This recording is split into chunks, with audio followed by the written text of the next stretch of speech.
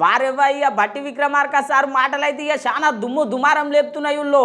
ఇక మరి అట్లంటవా సార్ ఏం సంగతి ఇక మాటిచ్చి మర్చిపోతారా అని చెప్పి రాష్ట్ర వ్యాప్తంగా ఇదో చర్చ నడుస్తున్నది.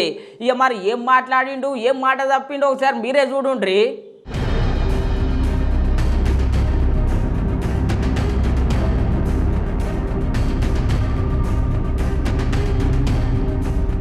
మన తెలంగాణ రాష్ట్రంలో సంక్రాంతి దసరా దీపావళి ఇట్లా ఎన్ని పండుగలు వచ్చిపోయినా అసలు సిసలైన పండుగ అయితే నిరుద్యోగులకు ఉద్యోగాలు వచ్చినప్పుడే.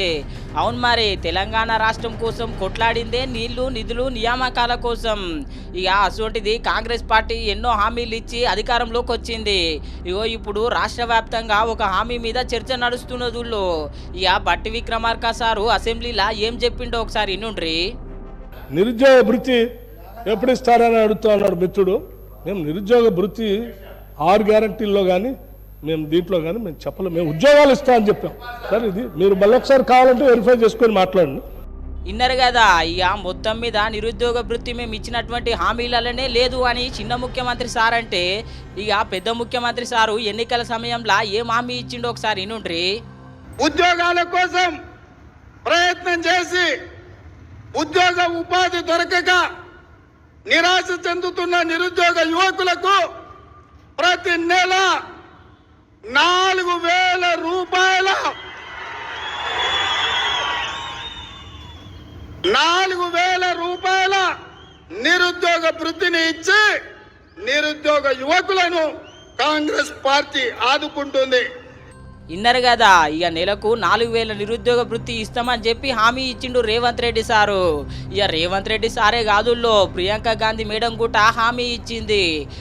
बेरोजगार युवाओं के लिए हर महीने 4,000 रुपए बेरोजगारी भत्ता हम कह रहे हैं देंगे। और ये उस तरह का भत्ता नहीं होगा जो आज तक आपने देखा नहीं है, जो केसीआर जी ने आपको वादा करके बताया था। हम ये निर्णय ले रहे हैं कि आपको मिलेगा और ये हम पूरा प्रयास करेंगे कि जल्दी से जल्दी अगर सरकार बने तो ये काम शुरू होगा। ఇక మరి ఈ సభలో బట్టి విక్రమార్క సార్ లేడేమో అందుకే ఇట్లా మాట్లాడిండేమో అనుకోగలరా ఆయన. श्री भट्टी विक्रमार्क जी, श्री उत्तम रेड्डी जी, श्री जीवन रेड्डी जी ఈ సభలో గుట్ట బట్టి విక్రమార్క సార్ ఉన్నాడు. ఇక మరి ఉన్నగాని గీ లెక్కల మాట్లాడిండేంది అని పరిశాన్ కాగలరా ఆయన. ఇక ఇప్పటికే రాష్ట్ర అప్పు ఇక చాలా ఉన్నది కదా, ఇక మళ్ళా నిరుద్యోగ వృత్తితో ఇంకా జర అప్పులోకి పోతామని చెప్పి జర మాట మార్చిండని చెప్పి ఇక చాలా మంది అనుకుంటున్నారు. నిరుద్యోగ భృతి ఎప్పుడు ఇస్తారని అడుగుతూ అన్నాడు మిత్రుడు. మేము నిరుద్యోగ భృతి 6 గ్యారంటీల్లో కానీ మేము దీంట్లో కానీ మేము చెప్పలేము, మేము ఉద్యోగాలు ఇస్తామని చెప్పాం.